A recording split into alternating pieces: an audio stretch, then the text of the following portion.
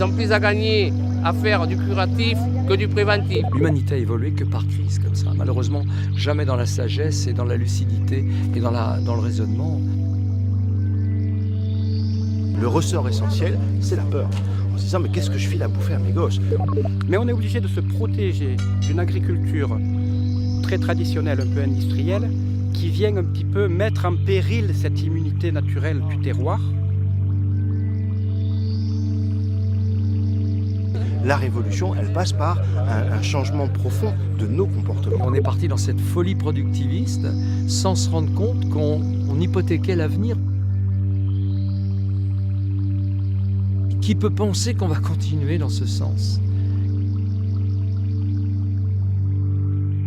Pour l'instant, ça patine sur la définition qu'est-ce que c'est qu'un pesticide perturbateur endocrinien. Et il y a deux mondes qui s'affrontent, un monde scientifique et un monde industriel.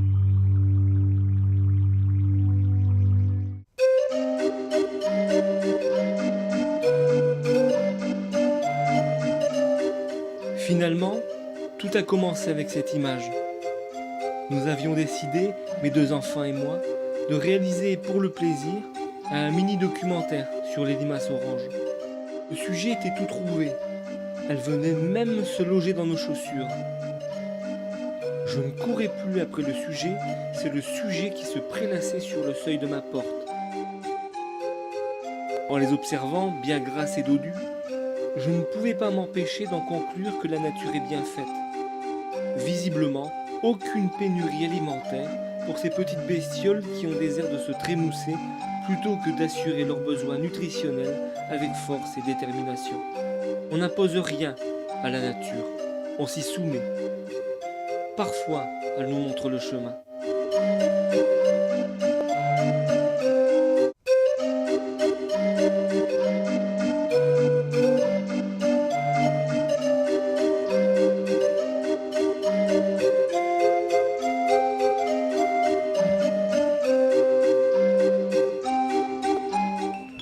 Il y a quelque chose de préoccupant à vouloir manipuler le vivant à grands coups de rentabiliser, négocier, optimiser et d'entamer des enjeux qui déséquilibrent notre alimentation. Mes enfants m'ont fait remarquer un jour que s'il n'y a plus rien dans les magasins, on peut mourir de faim. C'est assez évident lorsqu'on habite en ville.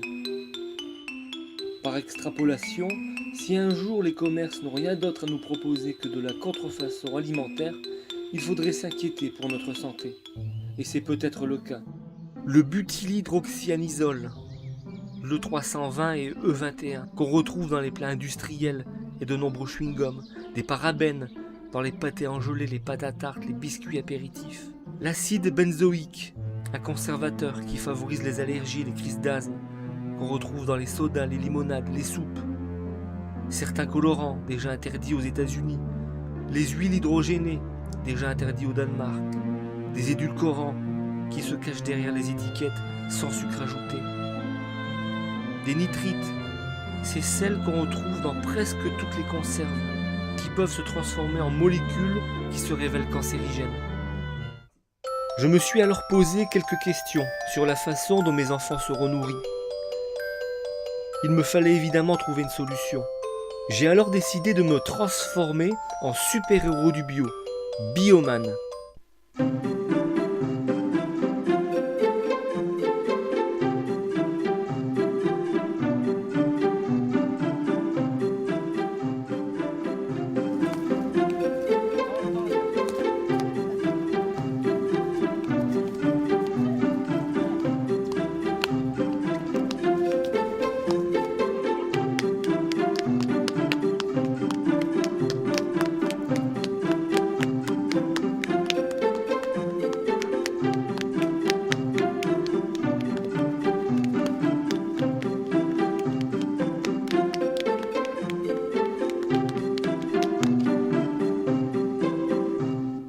Il me faut rendre à l'évidence, on ne s'improvise pas super-héros juste parce qu'on en a envie, quelle que soit la cause. Je pars donc à la recherche d'un sauveur du monde, des irréductibles du bio, ceux-là même qui nous assureront que ce qui parfume nos assiettes sera estampillé nourriture saine. Pour comprendre des enjeux internationaux, je me suis dit qu'il est judicieux de les définir au niveau local.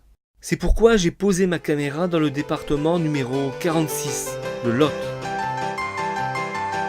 Il me fallait ensuite y découvrir ces forces vives, ces passionnés de l'alimentation saine, ceux-là même qui permettront à mes enfants de ne plus se préoccuper d'une nourriture par trop de fois violée.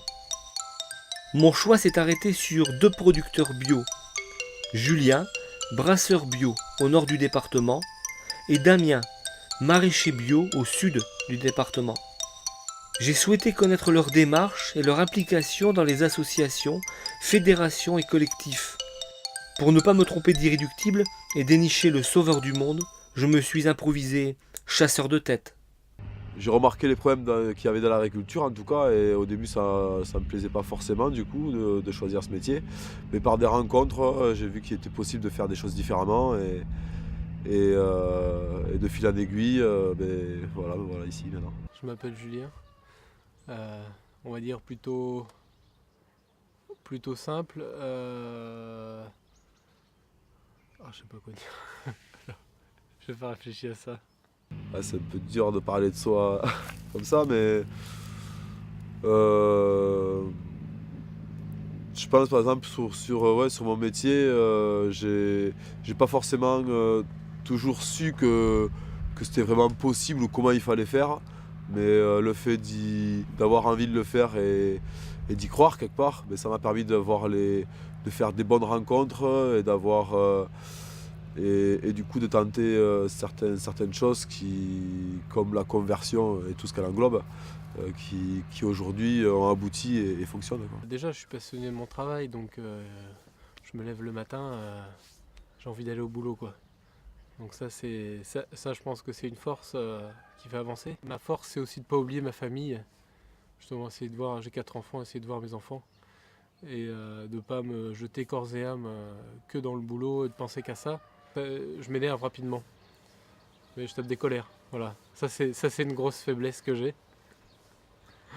Ça dépend pourquoi. J'ai dit non à l'agriculture intensive, parce qu'au début, je ne connaissais pas la bio et donc si j'ai réussi à la découvrir, c'est parce que j'ai dit non et qu'ensuite j'ai découvert la bio. Quand c'est pas possible, je dis non. Faut savoir se faire respecter. D'être heureux de ce qu'on fait, d'être du moins, on pourrait dire même d'être fier, parce que bon, ça donne de l'énergie et voilà, ça met de la motivation. Que ce qu'on fait soit en accord avec nos pensées propres, quoi. Mais moi je pense pas qu'il faille me choisir spécialement moi, parce que moi je suis pas plus qu'un autre. Voilà, je pense que c'est pas un choix d'une personne, hein, c'est un choix d'une idée et par conséquent des personnes qui la suivent. Voilà. Pourquoi tu dois me choisir? Parce que t'aimes la bière. Peut-être parce que je sais pas, j'ai l'impression d'aller dans le bon sens des choses de la vie. Et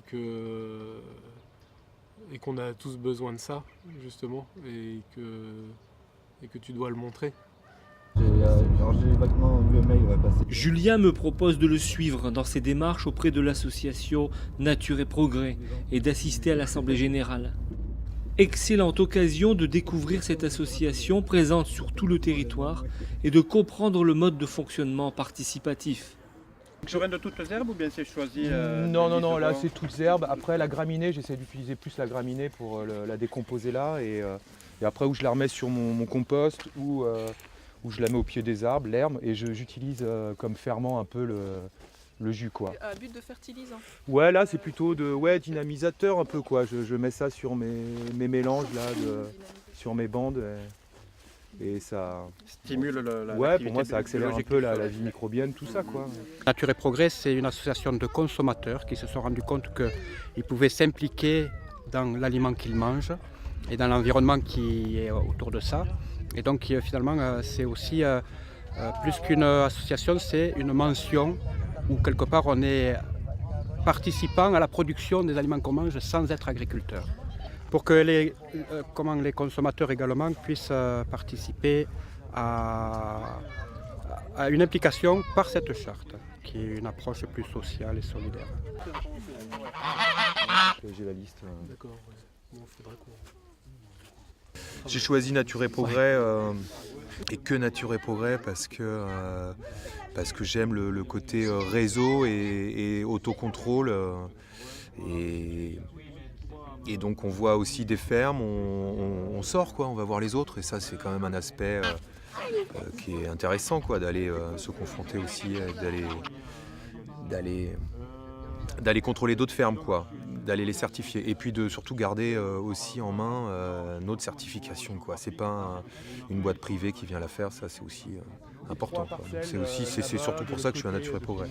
Mais j'aime bien ce maillage quoi, en tout cas ce maillage rural qu'établit Nature et Progrès quoi. J'aime bien ça. On est en mise de conflit vis-à-vis de l'agriculture traditionnelle, ancienne et qui a une certaine inertie sur l'avenir. Et donc l'agriculture biologique de Nature et Progrès, elle est des fois un petit peu innovante sur ces projets. Et là, on est obligé d'aller voir les pouvoirs publics ou d'aller voir les fournisseurs de produits phytosanitaires, engrais, semences, plants, particulièrement toute la génétique, tout ce qui est le patrimoine génétique agricole. Et on est obligé de leur présenter notre vision du travail.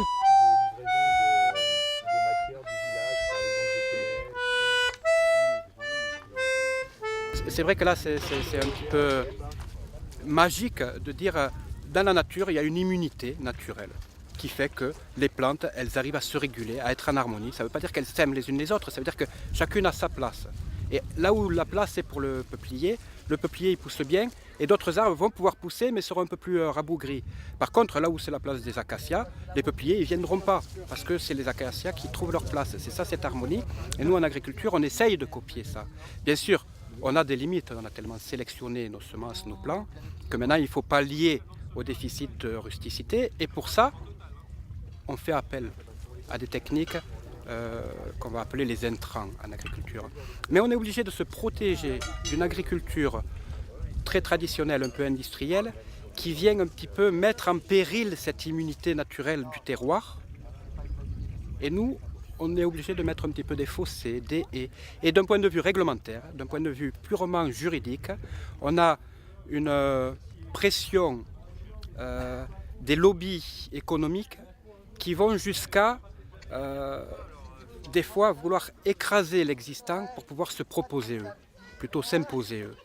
Et l'existant, c'est quelque chose qui a un patrimoine de plusieurs milliers d'années en agriculture, et ça, ce serait dommage de le perdre. C'est pour ça qu'effectivement, à un moment, il faut qu'on aille voir les pouvoirs politiques, les pouvoirs économiques, et présenter notre proposition.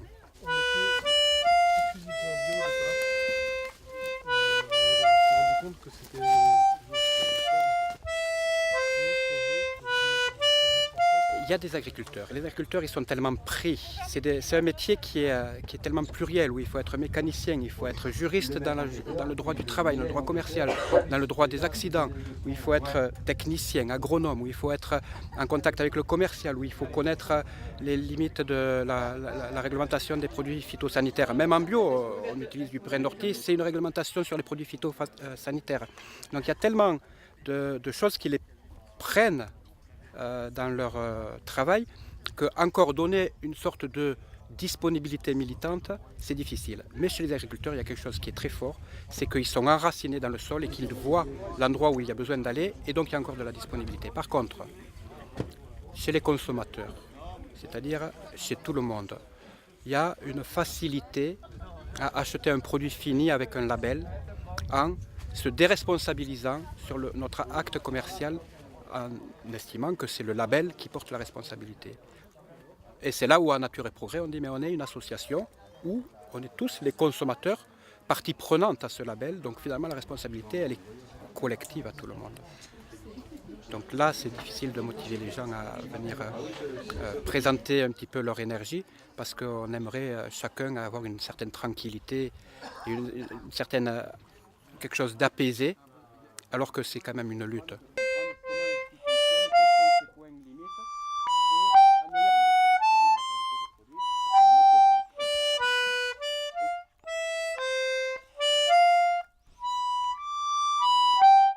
tellement on est enraciné dans cette nature qu'on la comprend et qu'on peut avoir un peu un recul sur elle et du coup on peut mieux jouir d'elle. C'est ça la joie, c'est ça l'amour, c'est ça l'harmonie.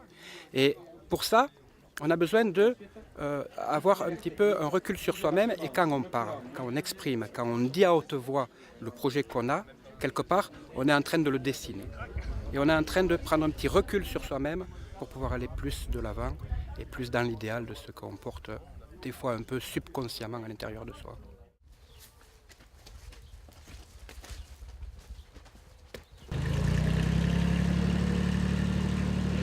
Il se trouve qu'il y a un besoin. Voilà, j'aurais pu faire le choix il y a 30 ans, c'est sûr que ça n'aurait pas été aussi facile de se développer et d'être reconnu comme on peut l'être aujourd'hui. On ressort souvent beaucoup de goût et ça s'explique par la culture. Hein. On sait très bien qu'un légume ou un fruit, enfin une plante qui vit, qui se nourrit du sol, dont le sol la nourrit, exprimera plus d'arômes. Ça c'est sûr et certain. Mais moi personnellement, je mets souvent en avant l'aspect global, c'est-à-dire plus l'aspect environnemental. C'est sûr qu'il y a une perte de savoir-faire, peut-être pas dans la technique, parce que bon, à l'époque, faire la bio aujourd'hui, c'est pas revenir 3 siècles en arrière, c'est pas du tout la même agriculture. Il y a plus une perte d'écoute, d'observation et de ressenti, plus que de l'aspect technique sur les pratiques. Voilà, je pense. Savoir attendre le bon moment pour faire les choses, choisir telle variété, ça il faut le retrouver. Et ça on le retrouve en communiquant entre nous. Hein. Mais c'est vrai que c'est sorti des discours officiels et prônés par l'agriculture intensive ou l'agriculture du moins productiviste. Moi j'ai pas peur directement d'elle.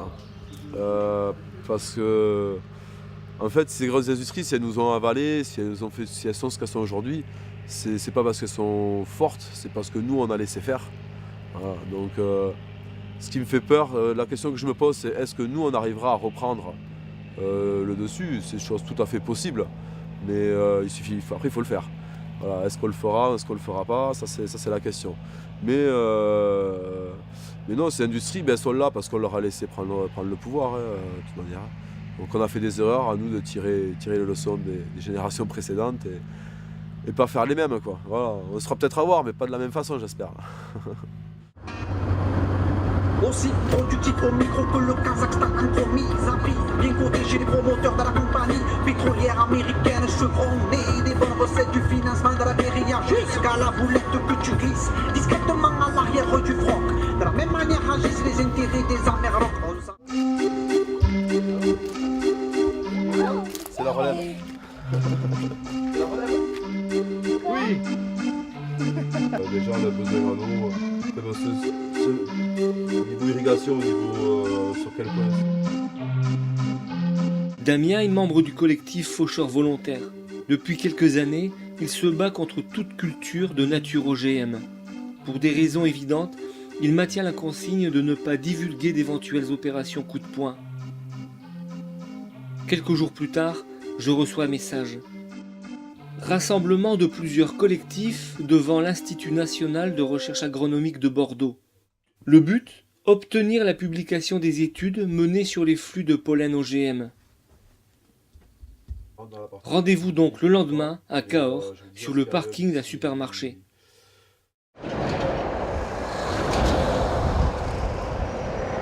Putain, et on allait faire ça, tu racontes. Salut Daniel. Allez, on y va. Hop, c'est parti. Cette étude, on n'en a jamais vu la couleur parce qu'apparemment elle est compromettante. Et donc aujourd'hui, on va la réclamer cette étude. Et donc ça voudrait dire que s'ils ne nous la donnent pas, ils ont quelque chose à cacher aux consommateurs et donc à tous les citoyens français. Mais qu'on veut que cette étude soit reconnue et qu'elle soit à la connaissance du public telle qu'elle est.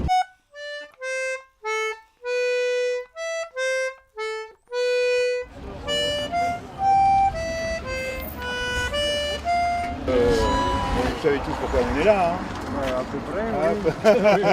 Vous avez suivi le film? Oui.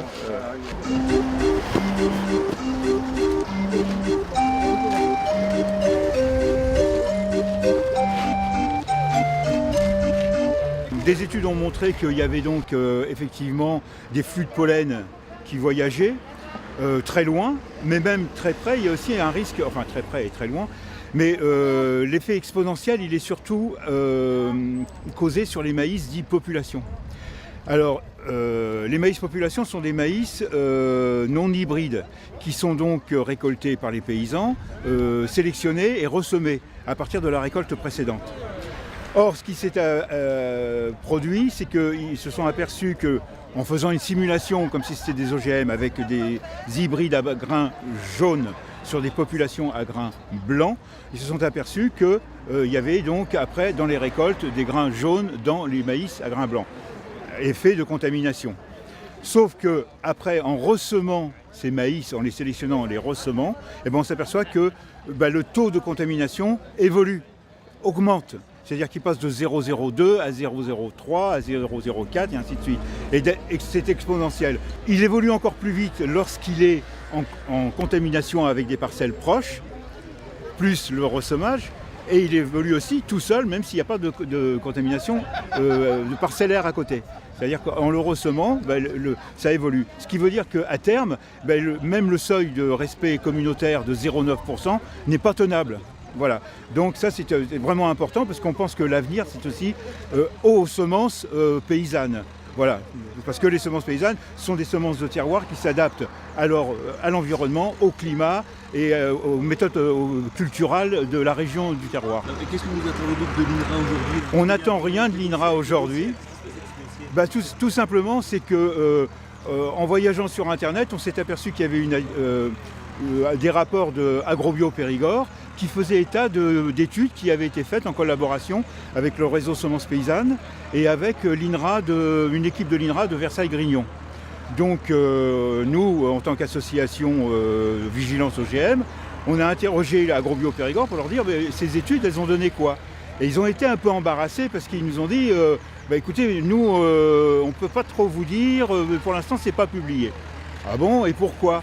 Et on a appris qu'ils avaient signé une convention tripartite entre Réseau Semences Paysannes, INRA, etc., disant qu'ils ne pouvaient pas publier ou communiquer des résultats sans l'accord de toutes les parties. Donc c'est un petit peu enquiquinant. Vous voyez, on ne franchit pas la barrière. Vous êtes qui sans indiscrétion? Donc je suis le père de la Chambre. Donc, le président du centre, voilà, c'est moi qui suis la direction générale en Aquitaine. Voilà. Et donc là, on a lu vos tracts et puis on n'est pas d'accord avec ce que vous avez bien écrit. sûr. Voilà. Et donc, nous, ce que nous interpellons, c'est la direction générale de l'INRA, parce qu'il n'y a pas que ces études-là, c'est qu'on a appris qu'il y avait aussi des études qui étaient faites depuis 2003, 2006, sur des flux de pollen, justement, qui ont été captés en atmosphère par une équipe d'ailleurs d'ici, entre autres, et qu'on peut consulter, mais qui ne sont toujours pas des études à publication officielle, à savoir avec comité de lecture et sur lequel pourraient s'appuyer les décideurs pour dire une bonne fois pour toutes, non, nous ne pouvons pas cultiver d'OGM puisque la coexistence est impossible, les flux de pollen étant tellement importants. C'est ça qui est un petit peu gênant. C'est comme, vous savez, il y a des vitesses différentes et ce qui se passe, c'est qu'il y a un petit peu de retard par rapport aux publications. Donc 2002, 2003, comme vous. Il y a des études en cours sur les problèmes de coexistence, justement, pour savoir si on peut ou non avoir coexistence entre culture OGM, culture dite traditionnelle et puis culture biologique. Donc il y a beaucoup d'études qui sont en cours, il y a beaucoup d'articles qui sont sortis. Et le problème de la coexistence, c'est un problème qui est très vaste. Il y a le problème des flux de pollen, mais il y a aussi des tas de problèmes de système de culture, d'acceptabilité sociale, de choses comme ça. Enfin, c'est très compliqué.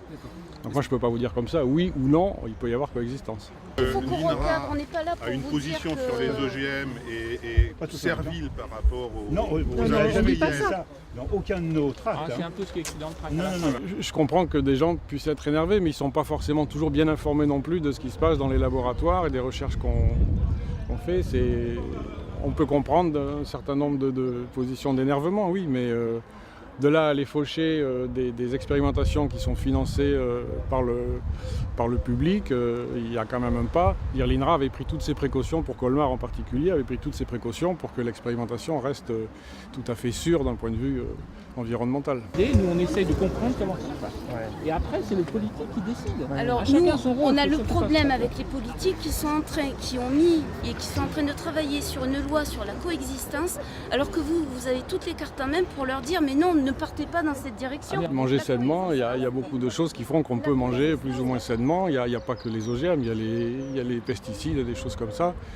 Je n'ai pas de réponse à cette question. Et manger sain, ça veut dire quoi? Ça veut dire manger des produits locaux qui n'ont pas voyagé, qui ont été conduits avec une méthode agricole respectueuse de l'environnement et respectueuse des gens. Sauf qu'il y a des lobbies très forts. Donc l'agro-industrie et l'agrochimie sont derrière et donc c'est le résultat de toute une politique agricole qui est menée depuis la fin de la guerre, de productivisme intensif et d'exportation, une agriculture d'exportation au détriment d'une agriculture vivrière locale, etc.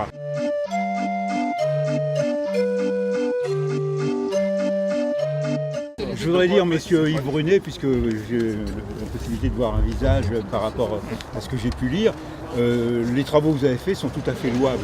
C'est vrai qu'on peut regretter, ce qu'on disait tout à l'heure, qu'il ne soit toujours pas publié de façon, pour l'instant. Et voyez-vous, c'est tout à fait ce qui a été dit, c'est que en fait, l'avancement des biotechnologies va plus vite que les résultats des études qui pourraient éventuellement alerter, entre guillemets, nos décideurs politiques.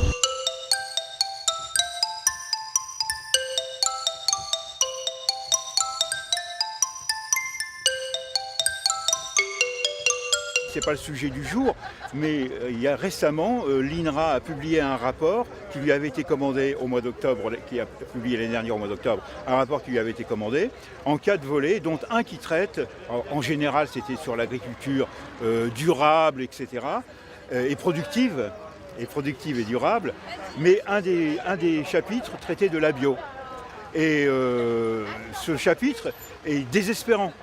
Parce que quelque part, ils disent la bio n'est pas valable, la bio n'est pas rentable, la bio ceci, cela. Et pour que la bio puisse subsister, eh bien, il faudrait qu'elle puisse utiliser des intrants chimiques. C'est-à-dire, pour que la bio puisse exister, il ne faudrait plus qu'elle soit bio. Donc, devant ce rapport, de nombreuses personnalités de la recherche, plus d'une centaine de chercheurs, se sont élevés et ont demandé le retrait de ce rapport.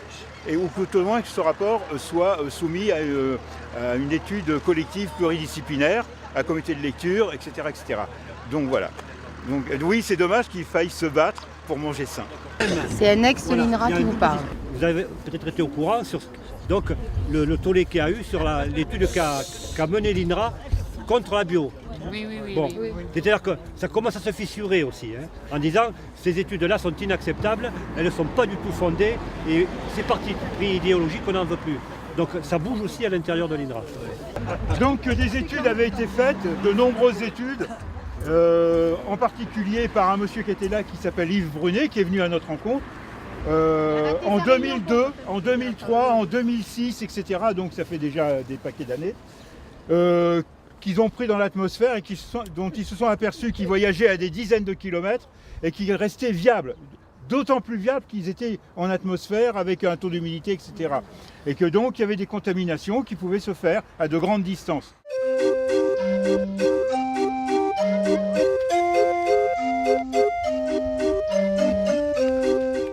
Autre problème majeur, les pesticides. Cancer, maladies neurologiques, troubles du développement et de la fertilité, perturbateurs endocriniens. La liste n'est pas exhaustive. Certains liens maladies pesticides sont même avérés. Selon l'INSERM, il existe près de 100 familles chimiques de pesticides.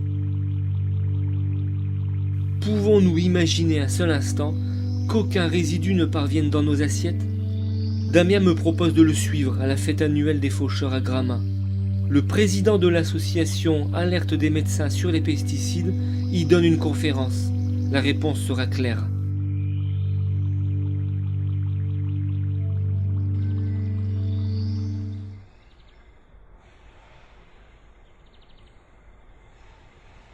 Non, le problème auquel on est confronté, c'est ce qu'on dit dans notre appel, c'est à la montée des maladies chroniques. C'est-à-dire, quand on parle de toxicité chimique, les gens répondent souvent oui, mais l'espérance de vie continue d'augmenter. Ils ne sont pas attentifs à un autre phénomène, c'est qu'elle est déjà en train de se calmer, notamment aux États-Unis. Et surtout, l'espérance de vie en bonne santé, elle, ça y est, elle n'augmente plus en Europe et particulièrement en France. Et pourquoi elle n'augmente plus ? Parce que la croissance des maladies chroniques est très importante. Les maladies chroniques, c'est quoi ? Alors là, ça parle à tout le monde. C'est les cancers, c'est les maladies de Parkinson, c'est l'Alzheimer, c'est des choses comme ça. Alors, toutes ces maladies-là ne sont pas liées aux pesticides, hein, mais elles sont liées, on a de plus en plus d'arguments pour incriminer des facteurs environnementaux. J'ai oublié les troubles de la fertilité dans ces pathologies-là.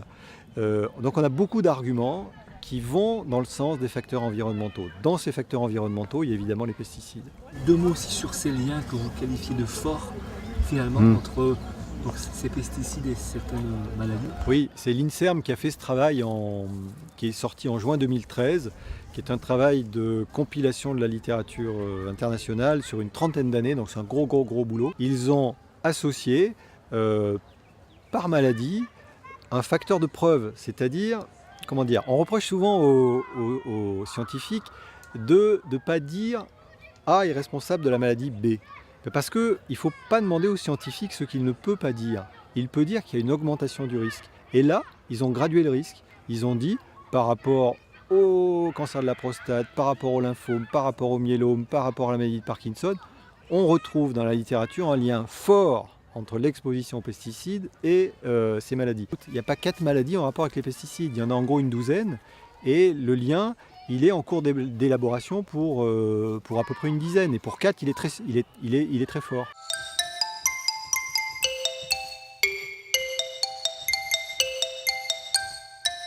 L'Union européenne devait donner fin 2013, devait s'accorder sur la définition des pesticides perturbateurs endocriniens. Parce que dans son règlement, dans le règlement pesticides de l'Union européenne, il y a l'interdiction des pesticides perturbateurs endocriniens.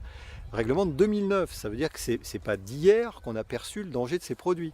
Mais le lobbying des industriels fait que, eh bien, pour l'instant, ça patine sur la définition qu'est-ce que c'est qu'un pesticide perturbateur endocrinien. Et il y a 2 mondes qui s'affrontent, un monde scientifique et un monde industriel. Un monde scientifique qui a une définition précise de ces produits et un monde industriel qui, en gros, voudrait la preuve sur l'homme des effets exacts des produits. Et le monde scientifique répond à ça, oui, mais les effets sont souvent très longtemps après. C'est-à-dire que ça va être 40 ans ou 50 ans après l'exposition dans le ventre de ma maman que je vais développer un cancer du sein ou un cancer d'autre chose. Bon. Donc les troubles ne sont pas si évidents que ça à mettre en cause. Peut-être dans les troubles de la fertilité. Et surtout, les industriels font l'impasse complète sur les données toxicologiques, c'est-à-dire celles qui sont déjà là sur l'animal et sur les données de laboratoire, sur cellules humaines, qui montrent la toxicité de ces produits. Donc on voudrait nous faire croire qu'on n'a pas les preuves chez l'homme par un tour de passe-passe, puisqu'on sait très bien que pour avoir les preuves chez l'homme, il faudra attendre des études qui vont porter pour des effets qui sont pour partie liés à l'exposition pendant la vie intra-utérine. Vous imaginez le temps sur lequel il faut porter ces études. Donc malheureusement, on a des exemples chez l'homme. On a malheureusement, avec l'exemple du chlordécone aux Antilles, des exemples de ces effets sur le trouble du développement des enfants, sur l'augmentation des grossesses prématurées. On a déjà des exemples sur l'atrazine en France. Bon, on sait déjà des choses, mais on ne peut pas le savoir sur tous les produits. Et par contre, on connaît très bien la menace qui pèse puisqu'elle a été évaluée en toxicologie, à la fois chez l'animal et à la fois sur cellules humaines.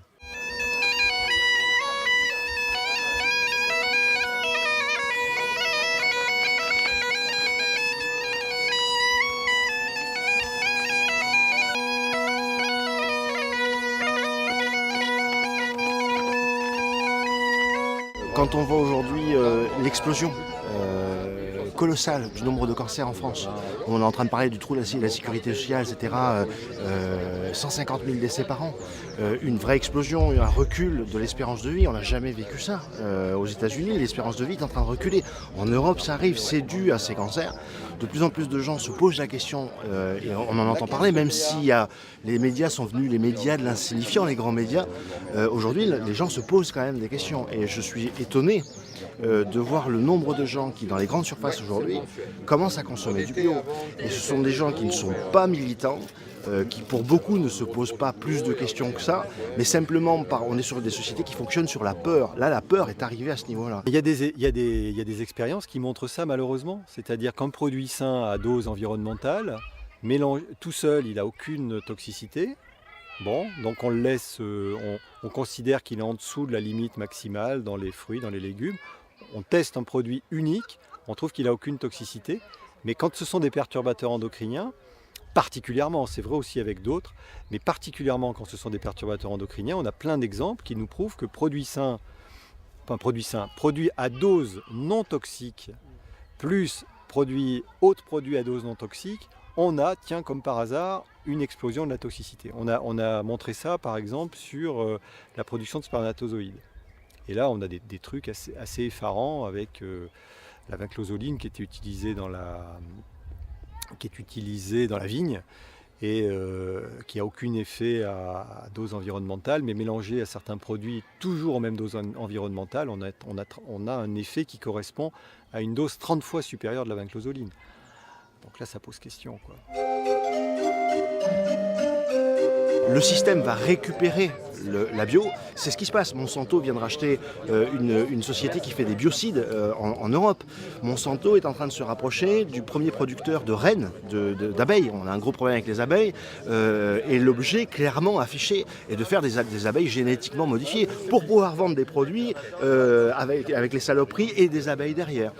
Mais donc cette bio-industrie ne veut pas de la bio, les consommateurs la demandent, donc elle trouve le moyen aujourd'hui de la récupérer et de faire du fric avec. Elle est bio, votre machine là? Elle est bio, oui. Elle est bio, elle marche avec de l'eau et du bois. Une brouette de bois suffit à la journée, vous voyez. Elle a été chargée ce matin. Depuis 8 heures, on n'a mangé que ça. Une brouette, sachant qu'une brouette fait 60 litres. Eh bien, Morissette, quand il y a du monde comme ça, elle est impressionnante.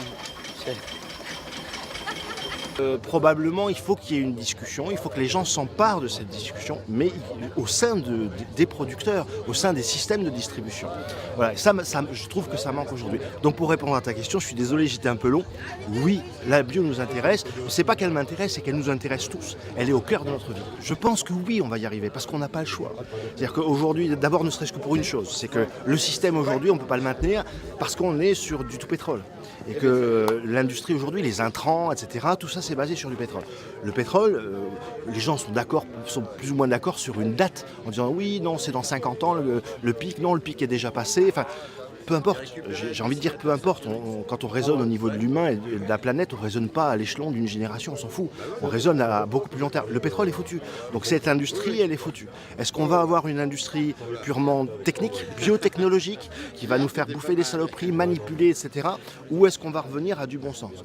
J'ai tendance à croire en l'homme. C'est-à-dire que quand je vois les gens aujourd'hui, que les gens se réveillent doucement, même si c'est un peu à regretter que les mécanismes qui poussent les gens soient ceux de la peur, je pense que les gens sont dans une prise de conscience. Il n'y a qu'à regarder autour de nous, sur des festivals comme ceux-ci, qui ont de plus en plus de succès.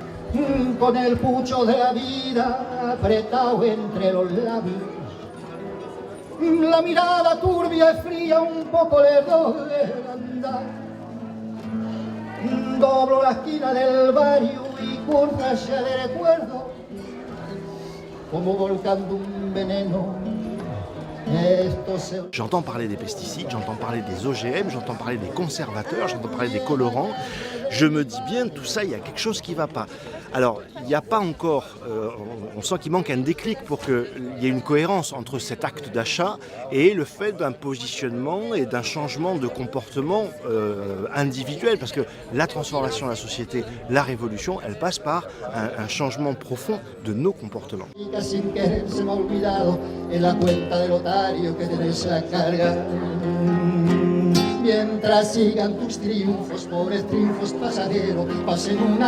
On a, enfin notre société, quoi, dont nous nous sommes tous plus ou moins accommodés, on a laissé se faire une agriculture à qui on a exigé toujours d'avoir des coûts de revient de plus en plus bas. C'est moi qui me fais cette explication-là. Et on n'a pas voulu voir que des coûts de revient de plus en plus bas, c'était sans doute chasser beaucoup d'agriculteurs de leurs terres, mais c'était aussi utiliser des produits qui ont simplifié la vie, ça je veux bien l'entendre, simplifier les techniques, mais aussi compliquer sérieusement le problème, et aujourd'hui on en est là. Et donc, il faut par tous les bouts essayer de montrer qu'il faut changer de modèle. Si les gens ne se posent pas de questions et ne changent pas de comportement, on débouchera sur rien du tout. Et je crois que c'est là qu'on est sur un basculement de société et de civilisation.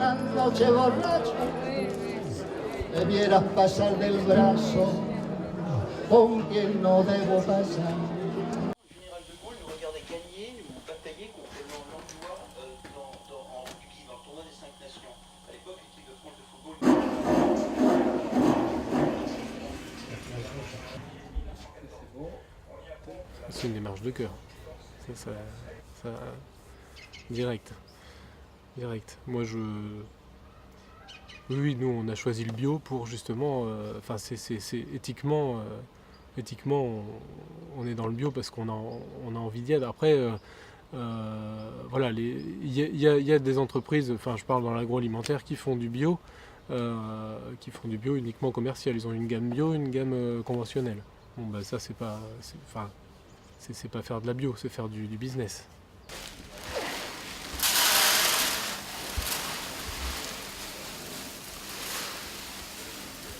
Non, j'ai pas peur des industries. On n'est pas du tout dans la même démarche. Je pense que c'est deux filières différentes, quoi. Et pourtant, ils ont tendance à vouloir nous rassembler à eux. Mais je pense qu'il y a une grosse résistance par rapport à ça de la part des petits brasseurs.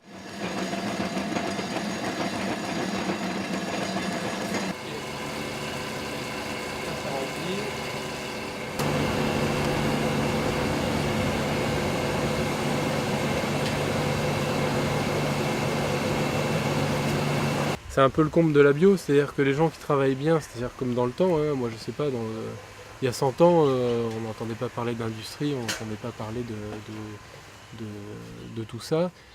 Les gens cultivaient leur jardin, vendaient leurs légumes, c'était bio, de toute façon, ils ajoutaient rien, ils travaillaient, voilà. Le fait qu'il y ait du conventionnel ou des grosses industries qui se sont mis à faire des produits industriels, les gens qui travaillaient normalement comme il y a 100 ans sont obligés de justifier le fait que c'est bio. Alors ça devrait être l'inverse. Les choses qui sont faites naturellement, il ne devrait pas y avoir d'étiquetage. C'est plutôt les produits industriels qui devraient être étiquetés. Attention, produits industriels. Voilà, on devrait faire des magasins industriels. Voilà. Et les magasins normaux, j'ai envie de dire, voilà. C'est ça un petit peu le conseil, qu'on est obligé de justifier aujourd'hui qu'on fait du bio. Moi je trouve ça grave quelque part.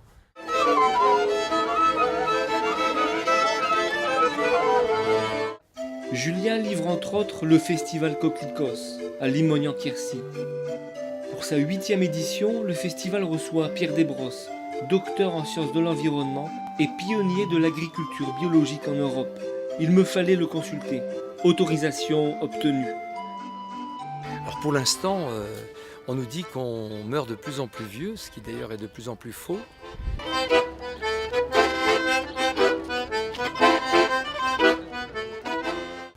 Prenons simplement un exemple, le cancer, 300 000 cancers de plus par an en France, et malgré tous les plans anti-cancer, avec un coup de milliards, ça ne diminue pas.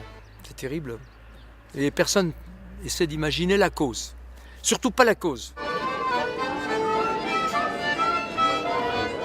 Le commerce marche bien. Il faut qu'on continue dans cette guerre de 14, de mourir dans les tranchées pour que l'économie fonctionne.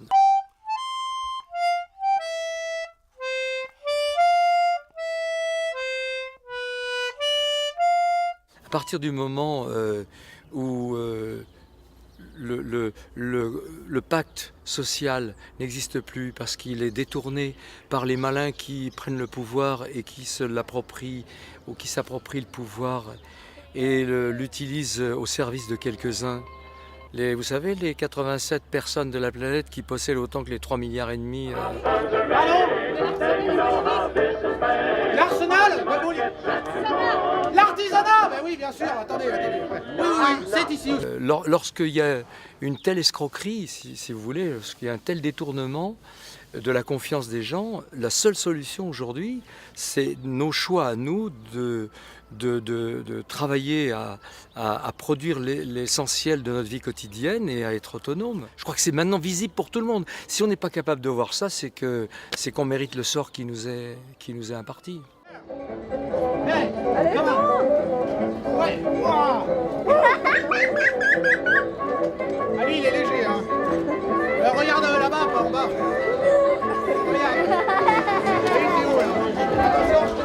La sobriété n'est pas uniquement qu'individuelle, elle est aussi collective parce qu'à l'heure actuelle, on le sait très bien, il y a d'ailleurs des rapports qui sont sortis sur la question.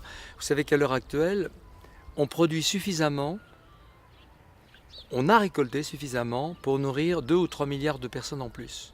Sauf qu'on gaspille 50, 40, 50, 60% de certains aliments, dont le pain par exemple. On les gaspille, ils sont détruits alors qu'on les a produits. Donc vous avez ce gaspillage invraisemblable qui fait qu'il faut que le commerce marche, quoi.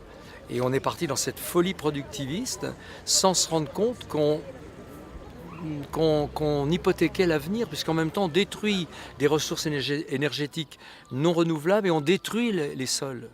Donc vous savez qu'il faut 8 kilos de sol pour produire 1 kilo de denrées alimentaires, 42 milliards de dollars par an pour les seuls États-Unis. C'est le coût de l'humus détruit chaque année, c'est-à-dire 2 milliards de tonnes d'humus tous les ans pour les seuls États-Unis. Mais on peut prendre la Russie ou l'ancienne Union soviétique, on avait à peu près les mêmes chiffres. En France, on perd 20 à 30 tonnes d'humus par an, par hectare et par hectare. L'Espagne un peu plus, puisque c'est un climat plus aride, ils sont à 30-40 tonnes par hectare et par an. Enfin bref, qui peut penser qu'on va continuer dans ce sens ? Qui peut penser qu'en plus, on va continuer à produire avec du pétrole à pas cher, le pétrole dont la fin est annoncée pour les décennies qui viennent.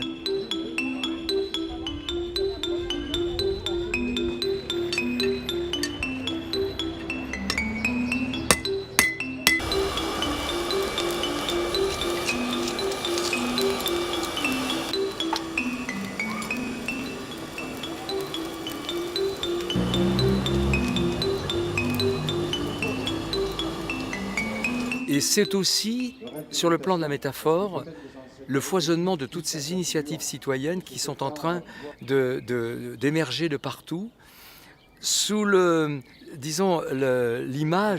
que nous devrions nous arrêter de nous affliger devant le fracas de l'arbre qui s'effondre, parce qu'il est arrivé au bout de son cycle, et ne pas oublier le murmure de la forêt qui pousse. Nous, ce qui nous importe, c'est que les gens qui viennent ici soient en démarche. Qu'ils soient au début d'une démarche, qu'ils soient au bout de 30 ans de démarche, peu importe. Nous, ce qui nous intéresse, c'est que les gens soient en mouvement, dans un mouvement de réflexion par rapport à leur vie, par rapport à ce qui les entoure, leurs enfants, leur propre mode de vie. Et tout le monde a évolué, l'histoire le montre, l'humanité a évolué que par crise comme ça. Malheureusement, jamais dans la sagesse et dans la lucidité et dans le raisonnement, mais à travers des obligations parfois douloureuses. Maurice Mességuet, célèbre herboriste, disait en 1972 « On sait de sources sûres qu'aujourd'hui, si l'on cessait brusquement de bourrer nos terres d'engrais chimiques pour les soutenir, le rendement serait bien inférieur à ce qu'il était autrefois dans les mêmes conditions sur des terres sans engrais. C'est-à-dire qu'une terre riche, parce qu'artificielle, est en fait usée, car on ne la laisse jamais se reposer. Alors on la fortifie uniquement pour qu'elle produise à tout prix. Mais on ne se soucie guère de reconstituer le capital fécondité de nos terres.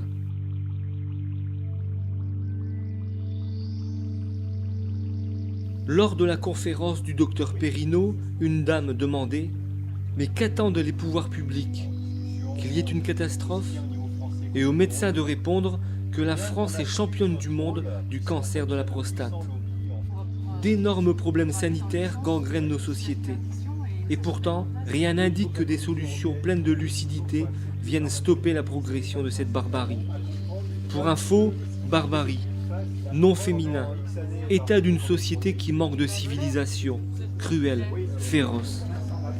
À propos d'une pollution alimentaire, Maurice Mességuet suppliait alors déclarons la chasse aux sorcières ouverte.